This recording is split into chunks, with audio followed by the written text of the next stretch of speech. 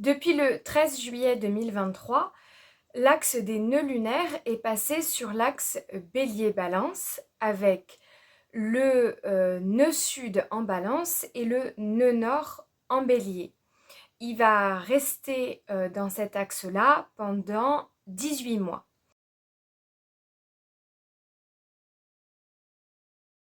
L'axe des nœuds lunaires, c'est ce qu'on appelle l'axe de la destinée. En fait, il est composé d'un point de départ, d'un bagage et d'une destination, un voyage. Le point de départ, le bagage étant le nœud sud et la destination, le voyage étant le nœud nord. Ce nœud sud, ça correspond à nos compétences innées, à ce qu'on a naturellement dans notre bagage. Et le nœud nord, ça correspond à la destination qu'il faut que l'on prenne, au voyage qu'il faut que l'on fasse pour évoluer vers une version de nous-mêmes qui nous permet de répondre à notre destinée. Il n'est pas question de laisser le nœud sud derrière soi pour uniquement partir vers le nœud nord, ou ni encore moins de rester bloqué dans l'idée du nœud sud. L'objectif de cet axe-là, c'est de trouver l'équilibre entre l'endroit d'où l'on vient, l'endroit où l'on est compétent, et l'endroit où l'on va. Ce qu'il faut savoir, c'est que l'axe des nœuds lunaires, c'est une entité karmique. C'est comme la lune noire reliée à un calcul, c'est pas un corps céleste physique. Et qu'il peut y avoir dans l'idée du nœud sud, l'idée d'une vie antérieure. En fait, c'est comme si dans une vie antérieure, on aurait eu le soleil dans le signe du nœud sud. Et voilà, donc ça veut dire que c'est un point dans lequel on est naturellement à l'aise, mais dont il faut s'affranchir pour pouvoir évoluer. L'idée, c'est de regarder ce qui se passe dans notre bagage pour vérifier qu'on n'a pas pris des choses qui ne nous servaient pas, qu'on n'a pas pris les mauvais côtés du signe, que l'on ne s'encombre pas. Enfin voilà, quand on part, si on part en voyage aux Caraïbes, on n'a pas besoin de prendre sa combinaison de ski. Ben, c'est un peu ça l'idée de trouver l'équilibre entre le nœud sud et le nœud nord, c'est de vérifier qu'on a ce qu'il faut dans notre bagage pour remplir notre destinée vers notre évolution, vers notre nœud nord. Sachant que cette idée d'entité karmique, on n'est pas obligé de s'enfermer dans une croyance spirituelle pour s'approprier son axe des nœuds lunaires. C'est plutôt l'idée de prendre conscience de ce qu'on a à notre disposition de façon innée. Parce que comme la lune noire, on est vraiment dans l'idée de mémoire inconsciente. Et donc ça peut être des mémoires d'enfance, ça peut être des mémoires familiales, ça peut être des mémoires transgénérationnelles. Ou, si c'est quelque chose avec lequel on est sensible, des mémoires de vie antérieure. Mais voilà, ce champ de la mémoire qui remplit notre bagage, il est très vaste et c'est à chacun de s'approprier ce qui lui parle le plus. Quand l'axe des nœuds lunaires s'inscrit dans l'axe Bélier-Balance, on est vraiment dans une dynamique relationnelle, relationnelle avec soi-même, relationnelle avec les autres, qui demande équilibre et implication, puisque la Balance, c'est le signe de l'harmonie, et le Bélier, c'est le signe de l'action. Quand le nœud sud se met dans l'énergie Balance et qu'on est invité à se diriger vers le nœud nord en Bélier, la proposition qui est faite, c'est de développer sa compétence d'initiative en s'appuyant sur la compétence innée à la diplomatie, son sens d'écoute de l'autre. Donc voilà, donc ça c'est pour les personnes qui sont nées avec un nœud sud en Balance et un nœud nord en Bélier. Ce qu'il faut savoir, c'est que nous, à l'échelle planétaire, quand cet axe des nœuds lunaires se met dans ces énergies-là, on est sur une dynamique, sur des questionnements relationnels. Quelle est la relation que l'on entretient avec les autres? Quelle est la relation que l'on entretient avec soi-même? Quelle place on se donne dans notre monde, dans notre vie? Quelle place on donne aux autres?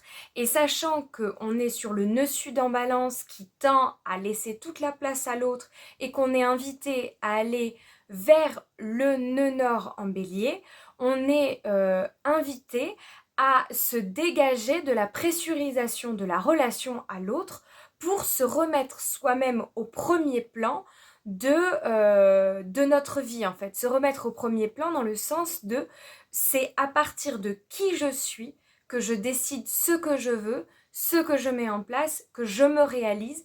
J'évolue sur la base de mes relations qui me permettent de me rapprocher de moi-même. On rejoint la dynamique évoquée depuis tout le début 2023 avec notamment le transit long de Vénus en Lion du fait de sa rétrogradation qui nous invite à nous questionner sur notre relationnel. Sachant que ce transit des nœuds lunaires sur l'axe Bélier-Balance, il est relativement solitaire. Il va être influencé plus fortement pendant la saison de la Balance et la saison du Bélier, où du coup il y aura le Soleil et les planètes personnelles qui vont passer et qui vont interagir avec le nœud nord et le nœud sud. Mais à part ces transits-là des planètes personnelles, il est relativement seul. Le transit majeur qui interagit avec cet axe des nœuds lunaires, c'est Chiron en bélier, qui est entré dans ce signe-là en 2019 et qui va y rester jusqu'en 2027. Il se trouve que Chiron interagit de fait avec le nœud nord en bélier. Ce qui veut donc dire que pour évoluer, puisque le nœud nord représente notre voie d'évolution, notre champ d'évolution, pour évoluer, on est obligé de passer par la guérison. La guérison nous permet d'évoluer et évoluer nous permet de guérir. Voilà, on est vraiment dans l'idée des vases communicants, d'autant plus que la conjonction entre les nœuds lunaires et Chiron va se faire sur le 17e degré le 5 mars 2024. Donc le 17e degré, c'est la carte de l'étoile où sur l'arcane, il y a une femme qui verse de l'eau dans l'idée de faire communiquer le passé, le présent et le futur pour trouver sa place dans le monde. Donc voilà, donc il y a vraiment cette idée de vase communicant, de en se guérissant, on évolue, en évoluant, on se guérit. Cette alliance de Chiron et du nœud nord en bélier nous donne vraiment l'indication d'aller se guérir soi-même, de travailler sur son évolution propre pour pouvoir agir dans le monde. Parce qu'en plus, cette conjonction, elle va se faire dans la maison 10 du milieu du ciel, qui correspond à la réalisation que l'on peut avoir dans le monde, l'impact que l'on commence à avoir dans le monde de façon efficiente. Donc voilà, donc on est vraiment dans l'idée de passer par le prisme de soi-même, de son individualité, pour pouvoir agir de façon bénéfique, de façon guérissante et guérisseuse, et pour soi-même et pour le monde, dans la société, pour soi-même, pour les autres, tout en restant toujours vigilant dans ce travail d'individuation, dans ce travail de guérison, de rester attentif au monde qui nous entoure, aux autres, à nos relations, pour maintenir un bon équilibre entre la relation que l'on a avec soi-même, la relation que l'on a avec les autres, et comment ces relations aux autres peuvent nous servir de tremplin, le nœud sud, pour aller vers cette guérison et vers ce travail d'évolution. Pour les personnes nées entre 96 et 98, vous êtes en train de connaître votre deuxième inversion des nœuds lunaires. Il y a bien sûr d'autres personnes qui sont concernées par cette inversion, mais elle est plus marquante pour les personnes qui approchent de la trentaine puisqu'elle se fait en préparation du premier retour de Saturne. Donc quand on est face à cette inversion-là, en général, on est confronté à un dilemme entre est-ce que je reste dans le confort de mon bagage, là où je connais bien tout ce qu'il y a caché dans ma valise, je sais très bien comment l'utiliser, ou est-ce que je décide de justement prendre cette compétence-là pour aller vers l'inconnu de mon nœud nord et aller vers une évolution. Du fait de l'inversion, on est confronté à la réalité de, l'énergie planétaire me pointe la direction de mon nœud sud, me pointe la direction de mon confort que je n'ai pas envie de quitter. Donc pour les personnes qui ont un nœud sud en bélier et un nœud nord en balance, il y a un tiraillement puisque les énergies planétaires les invitent à rester dans les mécanismes de leur nœud sud en bélier plutôt que d'aller évoluer vers leur nœud nord en balance. Donc il y a vraiment un travail à faire entre les mémoires du passé qui sont connues et la destinée du futur qui est inconnue.